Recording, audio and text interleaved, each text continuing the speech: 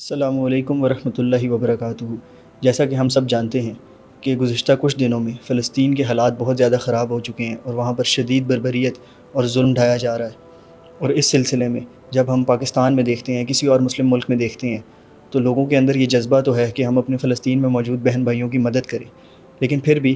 کوئی بھی مثبت لائے عمل نہیں نظر آتا عوام کی طرف سے، یوتھ کی طرف سے اسپیشلی۔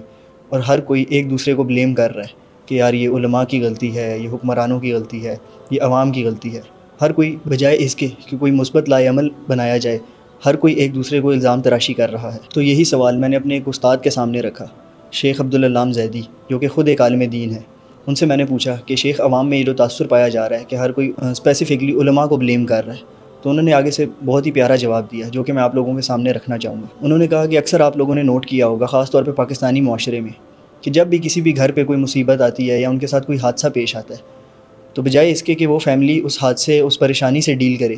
وہ ایک دوسرے پر الزام لگانا شروع کر دیتی ہیں۔ ماں بچوں پہ الزام لگانا شروع کر دیتی ہے، بچے ماں باپ پہ الزام لگانا شروع کر دیتی ہیں کہ آپ لوگوں کی وجہ سے ایسا ہوا ہے۔ اور اس سلسلے میں بجائے اس مسئلے اور پریشانی کا حل نکالنے کے، وہ اس مسئلے کو اور مزید پیچیدہ بنا دیتے ہیں۔ اور ایسے لوگ مشکل اور پریشانی میں ایک دوسرے کے ساتھ کھڑے ہونے کی بجائے اس مسئلے اور پریشانی میں مزید اضافہ کر دیتے ہیں۔ اور ان کی ایک بہت بڑی وجہ ان کے سائیکولوجیکل مسائل ہیں، جو ان کے ان ہیلڈ ٹراماز ہیں، جس کی وجہ سے وہ کچھ بھی نہیں کر پاتے۔ اور یہی صورتحال آج فلسطین کے متعلق بھی ہے کہ لوگوں میں اور عوام میں جذبہ تو بہت زیادہ ہے، لیکن کوئی بھی کچھ کر نہیں پا رہا۔ عوام کی حد تک جتنی چیزیں ہیں عوام وہ نہیں کر رہی، علماء کی حد تک جتنی چیزیں ہیں وہ لوگ وہ نہیں کر رہے، اور ہر کوئی بلیم گیم کھیل رہا ہے اور ایک دوسرے پر الزام لگائی جا رہا ہے۔ حالانکہ اس موقع پر امت کا درد رکھنے والے ہر اس شخص کی یہ ذمہ داری ہے کہ وہ آپسی تمام مسائل کو حل کرے۔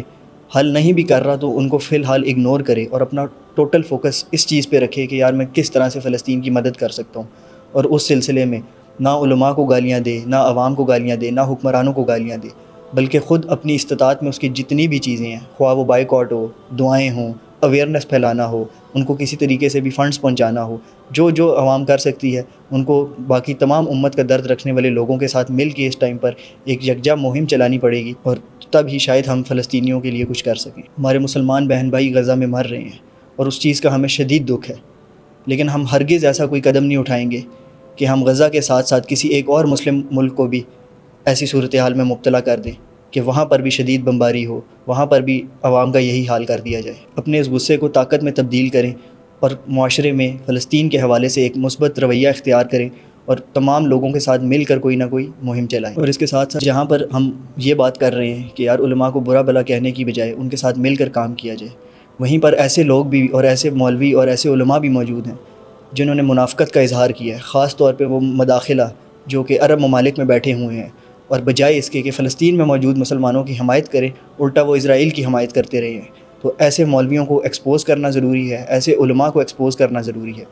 اور یہ بھی ایک بہت بڑا کردار ہوگا اگر کوئی بھی آپ میں سے، ہم میں سے، اللہ ہم سے فلسطین سے متعلق کسی بھی قسم کا کوئی کام لے لے۔ لیکن اگر آپ یہ بھی کر رہے ہیں کہ آپ ایسے لوگوں کو ایکسپوز کر رہے ہیں جو بجائے اس کے کہ فلسطین کو سپورٹ کریں، الٹا وہ اسرائیل کی حمایت کر رہے ہیں، تو یہ بھی ایک بہت بڑا کام ہوگا۔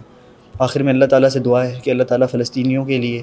امت مسلمہ کے لیے، اور دنیا میں جدھر جدھر بھی مسلمانوں پر ظلم ہو رہا ہے، اللہ ان کے لیے آسانیاں پیدا فرمائے۔ السلام علیکم ورحمۃ اللہ وبرکاتہ۔